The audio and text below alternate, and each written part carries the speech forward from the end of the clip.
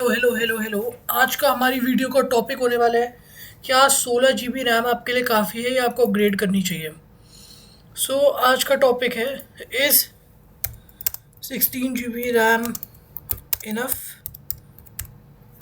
तो इसके बहुत सारे आंसर्स हैं एंड एक आंसर जो मैं आपको दूंगा वो है येस।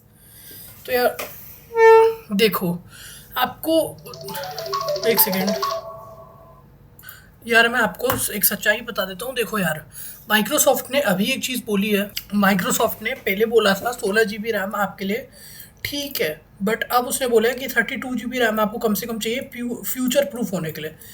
अब देखो, कल को कोई बड़ी बात नहीं, एक फ़ोन नया आएगा इनका नोटिस एंड उस पर ये बोल देंगे कि हमने तो 32 बोला था, बट अब जो टाइम आ गया, क्योंकि एआई तो देखो बढ़ता जाएगा। अब तुम इनकी बात मानोगे, तुम 16 से 32 में जाओगे, 32 से 64, एआई तो बढ़ता जाएगा। कल को ये बोल देंगे 64 GB रैम इज़ नॉर्मल, तो फिर तुम लेते थोड़ी रहोगे। तुम तो यार एक इंसान हो, तुम्हें देखो यार, मैं तुम्हें साफ बता देता हूँ। तुमने ओशन देखा है यार, ओशन, ठीक है, ओशन हमने देखा है, सबने देखा है ओशन,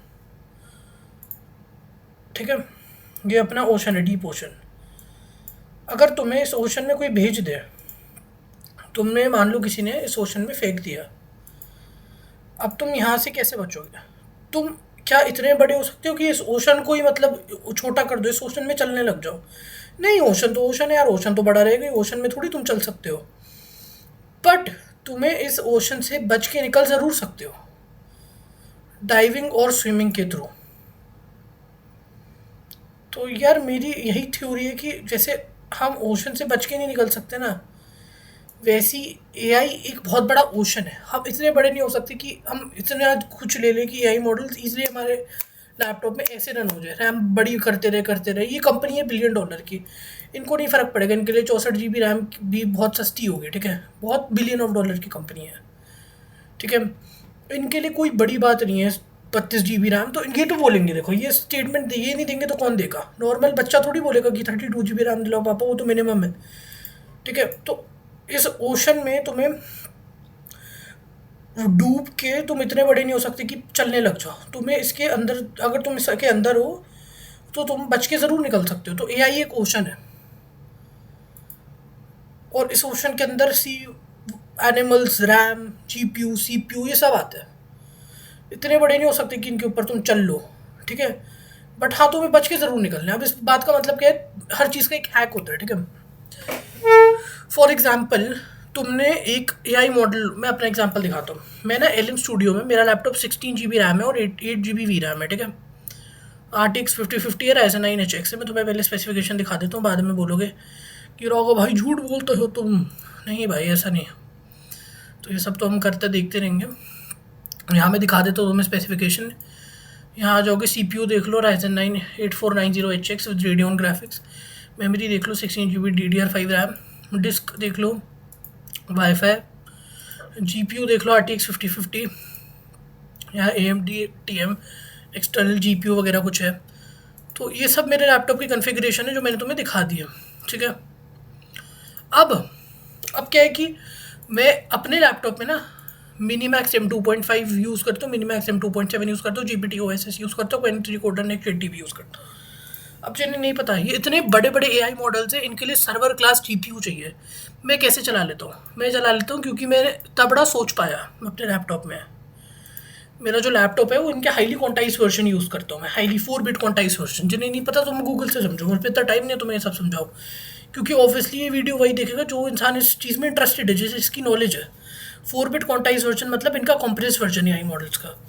तो मैं 4 बिट से कम ही क्वांटाइज वर्जन यूज़ करता हूँ एंड ये 100-150 GB 150 GB SSD के होते हैं। एंड इनको डाउनलोड करके इनको पार्शियल ऑफलोडिंग होती रहती है। For example, Ryzen 9 HX layer process करते हैं, ठीक है, लेयर्स में कन्वर्ट करते हैं जितनी भी रैम उसको रिक्वायर्ड होती है। रैम मेरी यूज़ हो रही होती है, हाँ SSD, जब रैम कम पड़ती है तो लैपटॉप SSD में स्वैप करता है, और SSD चलती है धीरे पर चलती है। तो मेरे पे 154 GB SSD खाली रहती है हमेशा।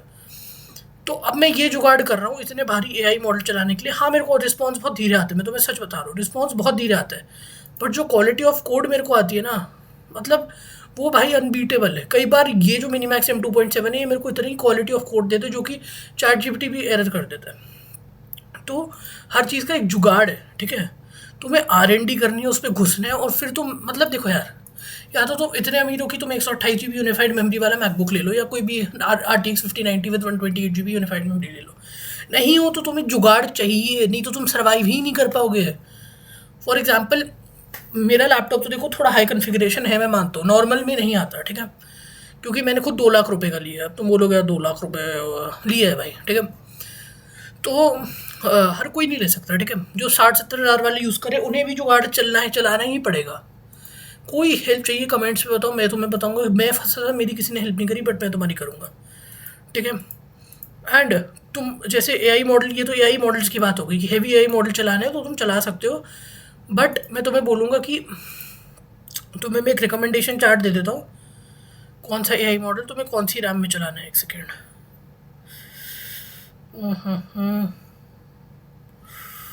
एक सेकेंड भाई लोगों, एक सेकेंड, मैं पूरी फाइल मैंने बनाई है तुम्हारे लिए, तैयार करी है,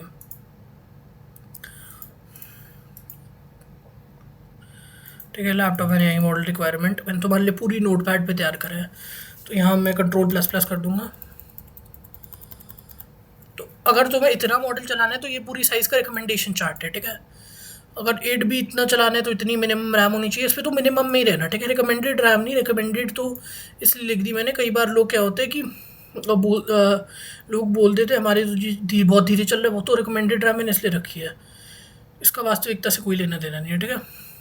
तो यहाँ तुम देख सकते हो कि रिकमेंडेड रैम में मत जाओ, मिनिमम रैम में जाना। और अगर तुम्हें रिकमेंडेड में जाना है तो फिर भाई इसका मतलब स्पीड बढ़ जाएगी तुम्हारे आई मॉडल में। यहाँ वी रैम वगैरह भी है, देखो। तो पार्शियल ऑफलोडिंग होती है, दिमाग में रखना, सबसे बड़ा मिथ है। और सुनो, मैं जो एआई मॉडल यूज़ करता हूँ वो एमओई है, मिक्स ऑफ एक्सपर्ट है, उसके एक्टिव बिलियन पैरामीटर्स कम है, इतने ज़्यादा नहीं, और हाईली क्वांटाइज्ड है, इसलिए मेरे लैपटॉप में चल जाते हैं। उसके पीछे की पूरी साइंस समझो। मैंने R&D करी, मेरे को तब तक समझ ही नहीं आ रहा था मेरा लैपटॉप चला किसे पा रहे थे भारी 200 बिलियन प्लस के मॉडल। इसके लिए तुम्हें इतनी मिनिमम रैम चाहिए, ठीक है। बाद में मेरे को पता लगा पार्शियल ऑफ लोडिंग कर रहा है, मेरा राइजन 9 जो है लेयर्स में डिवाइड कर रहा है जितनी रिक्वायरमेंट है, एंड मेरी रैम भी यूज़ हो रही है, मेरा सीपीयू यूज़ हो रहा है, मेरा जीपीयू हेवली 3D रेंडरिंग कर रहा है, और तो और मेरी एसएसडी भी यूज़ हो रही है, जो मैंने 150 GB खाली रखी, क्योंकि पार्शियल ऑफ लोडिंग हो रही है और स्पीड इसलिए धीरे आ रही है। 0.15 टोकन पर सेकंड प्रोड्यूस करता है मेरा जो मिनीमैक्स M2.7 चलाता हूँ। एक रात मेरे को अपना लैपटॉप खुला छोड़ना पड़ता है, मैं तुम्हें सारी चीज़ें सच बता रहा हूँ। बट अगले दिन जब मैं सुबह उठता हूँ तो मेरे को एकदम हाई क्वालिटी कोडिंग वाला आंसर मिलता है, एंड वो मैं वर्क करता हूँ, एकदम सही चलता है, एंड मैं कभी डिसअपॉइंट नहीं हुआ। तो आई प्रेफर कि तुम 10 घंटे एक बेकार से मॉडल से आंसर निकलवाओ, उससे अच्छा एक अच्छे मॉडल को क्वेश्चन देके प्रॉम्प्ट देके 10 घंटा छोड़ दो, वो चला के तुम्हें आंसर प्रोड्यूस करेगा। तब तक तुम जो भी करना है कोई और काम उस पर पकड़ो, ठीक है, जो लैपटॉप के बिना हो सकते, जो तुम्हें प्लानिंग करनी है। तो मेरी बात मानो, एंड ये मिथ है सबसे बड़ा मेरे हिसाब से। तो लोग कहते हैं ना RTX 5090, मतलब तुम यार सोच बड़ी करो। देखो, अगर मैं नहीं सोचता ना कि मैं 200 बिलियन वाला डाउनलोड करके ट्राई करूंगा, एक्सपेरिमेंट करूंगा, मैं कर ही नहीं पाता, मेरे को पता ही नहीं लगता। मैं सोचता रहता कि यार चलेगा ही नहीं, 200 बिलियन रोता रहता। और LM स्टूडियो में ही करना, जो ओलामा है, ओलामा अच्छा है, बट मेरे को LM स्टूडियो ज़्यादा अच्छा लगता है, पार्शियल ऑफ लोडिंग के लिए बेस्ट है। LM स्टूडियो भाई बहुत ज़्यादा सपोर्टिव बंदा है, मतलब, ठीक है। सो एंड आ जाते हैं नोट पैड में। अब कोडिंग के लिए तुम कौन से अच्छे मॉडल से मैंने सारे बता दिए, साइज अनुसार देख लो, जो तुम लैपटॉप में मक्खन चला सकते हो, ये पढ़ लो एक बार। तुम देख लो कितनी GB रैम है, एंड उस हिसाब से तुम देख लो कौन से मॉडल चला सकते हो, ठीक है। देख लिया, ये सारे मिनिमम है, बाकी रिकमेंडेड है। बाकी तुम एक्सपेरिमेंट हमेशा करना, मैंने भी एक्सपेरिमेंट ही करा था, ये मैं तुम्हें मिनिमम बता रहा हूँ कि बाद में ना चले तो तुम मेरे को ना बोलो, क्योंकि प्रोसेसर डिफरेंट होते हैं, जीपीयू डिफरेंट होता है हर का, और जो तुम मॉडल डाउनलोड कर रहे हो वो कितना बिट क्वांटाइज्ड है, कम क्वांटाइज्ड है, कितना ज़्यादा क्वांटाइज्ड है, उस पर भी फ़र्क होता है। तो कल को तुम डाउनलोड करके मेरे को बोलो तुम्हारा चल गया हमारा नहीं चल रहा, तो मैंने यहाँ तुम्हें चार्ट दे दिया है कि ये तुम मेरे से रिकमेंडेड है, वो मैंने तुम्हें अपने लैपटॉप का सिनेरियो बताया। अब यहाँ तुम्हें मैंने कोडिंग के लिए मॉडल्स दे दी, ये तुम इतने अपने लैपटॉप के रैम अनुसार तुम कर सकते हो, और रैम कितनी चाहिए कितने मॉडल्स के लिए तुम्हें दिखाई दिया है। पूरी फाइल अटैच मिल जाएगी। कोडिंग के लिए ये मॉडल्स, असिस्टेंट और जनरल चैट के लिए ये मॉडल, GPT OSS ये मैं भी यूज़ करता हूँ, दिखाता हूँ तुम्हें एक सेकेंड। ये बहुत तगड़े आंसर देता है, बट लेट देता है ज़रूर, बिल्कुल, बट आई प्रेफर क्वालिटी। जो लोगों को क्वांटिटी जल्दी जल्दी चाहिए तो भाई तुम छोटे मॉडल यूज़ करो, तुम्हारी मर्जी यार, ठीक है। तो यहाँ मैं भी यूज़ करता हूँ। एंड अब आते रीजनिंग मैथ्स में, कोइन 3 8B, ठीक है। कोइन में इतने नहीं यूज़ करता, कोइन कोडर नेक्स्ट करता हूँ 8 TB वाला, और तो नहीं। और यहाँ क्रिएटिव राइटिंग में आ जाते हैं। जेमा 4 यूज़ करता हूँ मैं 26B वाला, बहुत अच्छा यूज़ करना। हाईटेक एंड फ्रंटियर मॉडल्स को भी बोला गया, ठीक है। फ्रंटियर मॉडल मतलब जो सबसे एडवांस आज के टाइम की आई मॉडल्स है उसे फ्रंटियर मॉडल बोला गया। मल्टी मॉडल AI तो विजन प्लस टेक्स्ट, वो ये सारे मॉडल्स है, ठीक है, तुम यूज़ कर सकते हो। एंड यहाँ पूरी इसकी जो फाइल की लिंक है मैं कोशिश करूँगा तुम्हें डिस्क्रिप्शन में दे दूँ। 1% नहीं हो पाई तो मैं तुम्हें दिखा देता हूँ, स्क्रीनशॉट ले लो, तो मैं छोटा कर देता हूँ, सब एक बार में दिख जाएगा तुम्हें, ठीक है। तुम फटाफट स्क्रीनशॉट ले लो एंड जूम करके पूरा देख लेना। एंड ठीक है, दे लिया। अब मैं इसको बैक कर रहा हूँ। तो अब बात आती है, हमने बात कर ली रैम इनफ AI के लिए है। तो हाँ, AI की तो मैंने तुम्हें जुगाड़ हैक बता दिया है, तुम देख के कर लेना, ठीक है।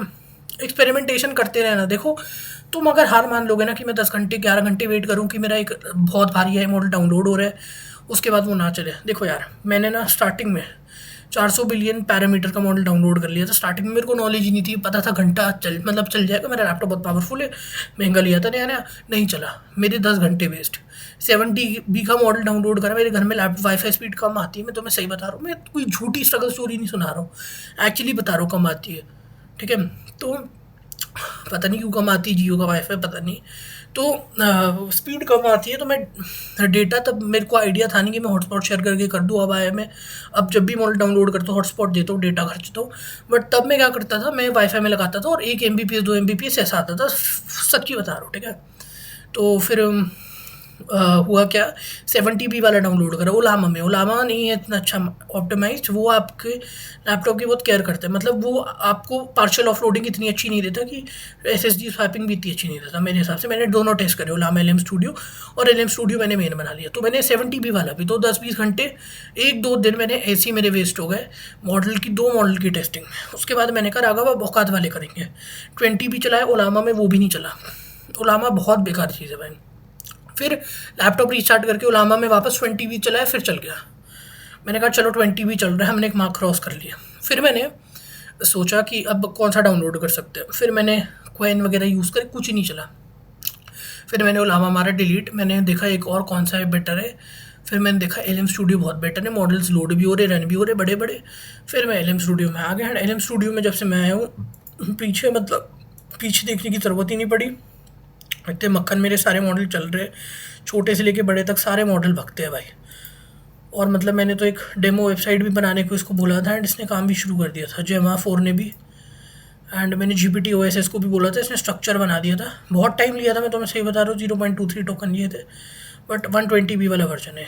वेबसाइट बनाने को प्रॉम्प्ट कॉपी करके मैं डिस्क्रिप्शन में दे दूंगा, तुम भी डाल सकते हो, देख लेना तुम्हारे मॉडल में कितना है। ये बना देता, बस मेरे को एक रात रुकने की ज़रूरत थी। बट देखो यार, मेरा ये बताने का मोटिव सिर्फ यही है, मैं तुम्हें ये नहीं रियलाइज़ कराना चाहता तुम्हारे लैपटॉप पे ही नहीं चलता, मैं कोई फ्लेक्स नहीं करना चाहता, मैं बस ये बताना चाहता हूँ कि यार तुम एक्सपेरिमेंटेशन करो। नहीं करोगे, मेहनत नहीं करोगे, मतलब तुम मेहनत की भी बात क्या है, इस पर एक्सपेरिमेंटेशन नहीं करोगे, तुम गिव अप कर लोगे, कुछ नहीं कर पाओगे।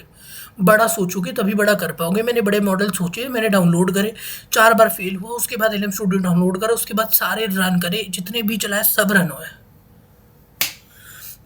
मेरा देखो यार, ये बताने का मोटिव यही है कि मिनीमैक्स M2.7 मैंने बताया था 0.15 टोकन पर सेकंड दे रहे, और ये तो मैं दिखा दिया था 0.23 टोकन पर सेकंड दे रहे हैं। मैं इनमें सेटिस्फाइड हूँ बिकॉज कोड की क्वालिटी बहुत हाई है। SSD मैंने 100, 150, 200 GB खाली हमेशा रखता हूँ, इस बार 150 GB खाली और कर लूँगा। देखो यार, सीधी सी बात है, जुगाड़ करना पड़ेगा। अब गेमिंग की बात आती है, गेमिंग में तो भाई PC गेमर्स कभी खुश नहीं हो सकते। तो मैं बताऊँ, तो मैं एक चीज़ दिखाता हूँ, जो PS5 है ना, वो गेमिंग में 120 FPS देता है और मेरे हिसाब से 60 FPS देता है, मैंने खेला हुआ है। फ्रेम स्केलिंग करते हैं, वो फ्रेम जनरेट करता है आर्टिफिशियल, जो कि तुम्हें फील भी नहीं होंगे, बट गेम्स बहुत स्मूदर लगेगी, ठीक है। मेरे को टेक मत समझाना, इंजीनियर हूँ, तो मैं पहले ही बता दूँ तुम्हें। तो तुम्हें क्या है कि PC गेमर्स ऐसी कौम है जो कभी सेटिस्फाई नहीं हो सकती। अगर 200 FPS चल गया 1080p में, तो उन्हें 200 FPS चलाना है 2K में, फिर उन्हें 200 FPS चलाना है 4K में। तुम नहीं, सिर्फ मैं भी ऐसा हूँ यार, ठीक है। हम PC गेमर्स लेते हैं महंगे महंगे यार, मैंने भी गेमिंग करी है, ऐसी बात नहीं है, मैंने भी GTA खूब खेली है, COD वॉरजोन खेली है, फोर्जा होराइजन खेली, एसफल्ट 9 खेली। अच्छा सॉरी, झूठ बोल रहा हूँ, फोर्जा होराइजन नहीं खेली मैंने उसका नाम बस तब सुना था जब जेंसन हुआंग से प्रमोट कर रहा था। आई एम सो सॉरी, मैं झूठ कह रहा था, ठीक है। बट GTA 5 के लिए मैंने डाउनलोडेड थी, मैंने डिलीट कर दी मॉडल्स डाउनलोड करने के लिए। एंड एसफल्ट 9 खेली है, सुपर हीरो वाली 1-2 गेम खेली छोटी मोटी, मैं गेम में ज़्यादा पैसे नहीं लगाता। मैं उसकी जगह एआई टूल्स की सब्सक्रिप्शन लेता हूँ, ठीक है, मेरी चॉइस है, ठीक है, बट अब वो भी बंद कर दी बिकॉज एलियम स्टूडियो में तो मैं दिखा दी अपनी मॉडल कलेक्शन। तो ये जो गेमर की कौम है, पीसी गेमर, ये 200 एफपीएस से चाहिए, सेटिस्फाइड नहीं होगी कभी। बट जो PS5 वाले हैं ना, वो 120 FPS 60 FPS फ्रेम स्केलिंग लगा के, उन्हें सब पता है DLSS रे ट्रेसिंग, वो ऐसी खुश हो जाएंगे यार, क्योंकि उन्हें अच्छे से पता है कि PS5 दे रहा है तो भाई बढ़िया क्वालिटी में ही दे रहा है। तुम 60 FPS में खुश नहीं होते, और जो तुम फ़ोन यूज़ करते हो उसमें 60 FPS चलते हैं, बहुत कम फ़ोन, बहुत लोग बोलेंगे 120 FPS चल जाता है हमारे फ़ोन, बहुत बढ़िया बात है, 120 हर्ट्ज़ की स्क्रीन है, कोई दिक्कत वाली बात नहीं है। बट सेटिस्फाई होना सीखो, तुम्हें ज़रूरी नहीं है 200 FPS। अगर तुम्हारे पीसी में चल रहा है 60 FPS तो भाई खेलो, रेजोल्यूशन लो कर लो, 1080p में 60 FPS कर लो, मतलब 1080p में 120 FPS कर लो, 1080p में 200 FPS कर लो। ज़रूरी है तुम्हें 2K या 4K में करना है? थोड़ा भाई कोऑपरेट करना सीखो भाई, पीसी गेमर्स तो भाई, मैं खुद पीसी गेमर था ना भाई। अभी परसों मैंने GTA 5 डाउनलोड करी थी, मैं बताता हूँ, मेरे रॉकस्टार में डाउनलोडेड, एक बार बस प्रूफ ही दिखा रहा हूँ मैं तुम्हें। तो GTA 5 डाउनलोड करी मैंने, तो फिर हुआ क्या, मेरे को 210 FPS दे रही थी समथिंग, ठीक है। एंड भाई मैं इतना अनसेटिस्फाइड मेरे को था कि, और 1200p में, 1080p नहीं 1200p में। एंड भाई मेरे दिमाग में ये था कि यार ऐसा तो नहीं, मेरे जो दोस्त हैं उन पे जो पीसी है उसमें तो 300-400 FPS दे रही GTA 5, उनमें RTX 5080 5090। तो भाई सेटिस्फाइड हो, पीसी गेमर भाई देखो ना, PS5 वालों को देखो, उनसे कुछ सीख लो।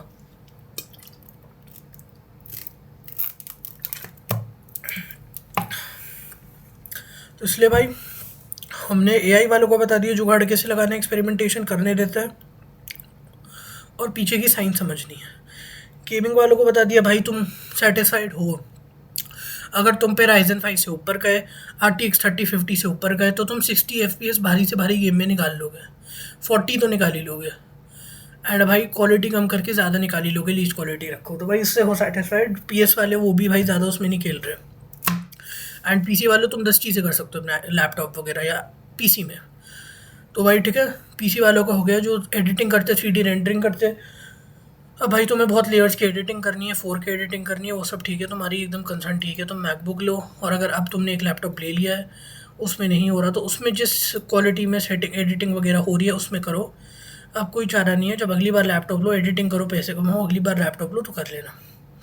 एंड अगर तुम जुगाड़ पूछ रहे हो मुझसे एडिटिंग का, तो मैं तुम्हें बताना चाहूँगा कि फ्री सॉफ्टवेयर यूज़ कर लो, डाविंची रिजॉल्व, फोटोशॉप वगैरह, और तुम्हारे उस पर भी SSD स्वैपिंग शायद हो जाए, रेंडरिंग हो जाए, तो तुम डिस्क स्पेस खाली रखना और रैम अपनी एकदम खाली रखना। और मैं तुम्हें एक चीज़ बताना चाहूँगा, जब भी तुम एडोबी फोटोशॉप, फोटो प्रीमियम वगैरह खोल रहे हो अपनी एडिटिंग ऐप, एंड जैसे कि मैक में तो वो है तुम्हारा सबसे फाइनल कट प्रो, तो उसका छोड़ो, तुम अगर विंडोज़ में हो फॉर एग्जांपल, मैक में देखो कोई दिक्कत नहीं है एडिटिंग में, टाइम लगेगा रेंडर होने में वीडियो, बट हो जाएगी पूरी। अगर तुम विंडोज़ में हो एंड तुम्हारे लैपटॉप में क्या है कि हो नहीं पा रही ढंग से, एंड तुम्हें क्या है कि रैम तुम्हारी भरी पड़ी रहती है, तो माइक्रोसॉफ्ट स्टोर में जाओ, यहाँ क्लिक करो माइक्रोसॉफ्ट स्टोर में विंडोज़ में, एंड यहाँ तुम्हें टाइप करना है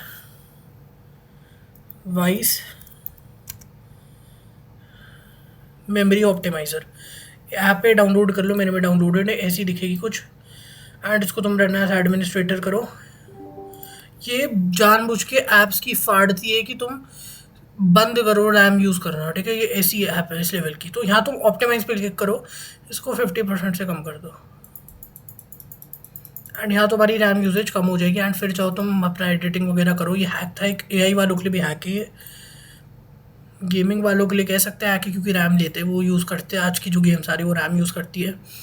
बाकी भाई कोई एंड नहीं है इन चीज़ों का कि 4K में चलानी है DLSS और रे ट्रेसिंग ऑन करके, चाहे 60 FPS चले 4K में, इसका कोई एंड नहीं है, ठीक है, लालच की कोई एंड नहीं होता। तुम पे लैपटॉप आ गया, तुम 1080p में ही अगर 100 FPS चला रहे हो ना, किसी और का सपना है जो Ryzen 5 लेके बैठा है 3050 के साथ कि वो इतने चला पाए। और भाई बाकी अगर तुम पे Ryzen 5 RTX 3050 या RTX का प्रोसेसर कोई अच्छा खासा पावरफुल है ना, भाई तुम ब्लेस्ड हो भाई, जो तुम कर पा रहे हो। तुम अगर गेमिंग हर GTA 5 खेल पा रहे हो ना 60 FPS से ऊपर, तुम ब्लेस्ड हो भाई, तो अपनी चीज़ों से सेटिस्फाइड हो भाई, मैं तुम्हें यही चीज़ बोलूँगा। एंड इसका कोई एड नहीं है कि तुम्हें 5090 चाहिए RTX, 64 GB DDR5 RAM, Ryzen 9 HX 8490 या 9950, इसका कोई एंड नहीं है। तो भाई इन चीज़ों में मत पढ़ो, मैं तुम्हें सही बताऊँगा। जो रिसोर्स यूज़ करो गेमिंग के लिए। भाई देखो भाई, मैं तो वैसे बताऊंगा, जितने क्रिएटर गेमिंग इंडस्ट्री में हैं, उन्होंने फ़ोन से शुरू करा था एंड आज वो टेक्नो गेमर जैसे कहाँ कहाँ बैठे हैं। अपने लिमिटेड रिसोर्सेज से आगे बढ़ो, एडिटर हो, एडिटिंग करो, बेचो उस लोगों को, पैसे कमाओ। लोगों को बेचो इन द सेंस, लोगों को एडिटिंग वीडियोस बेचो अपनी। क्या सोचते हो? एंड अगर तुम गेमर हो तो गेम खेलो, ई स्पोर्ट्स में जाओ, पैसे कमाओ, जो करना है वीडियोस बना के डालो भाई, स्किल यूज़ करो अपनी, उससे पैसे कमाओ। एक टाइम ऐसा आएगा तुम पे कोई रिसोर्स की कमी नहीं रहेगी, बट उसके लिए आज मेहनत करनी पड़ेगी। बाय।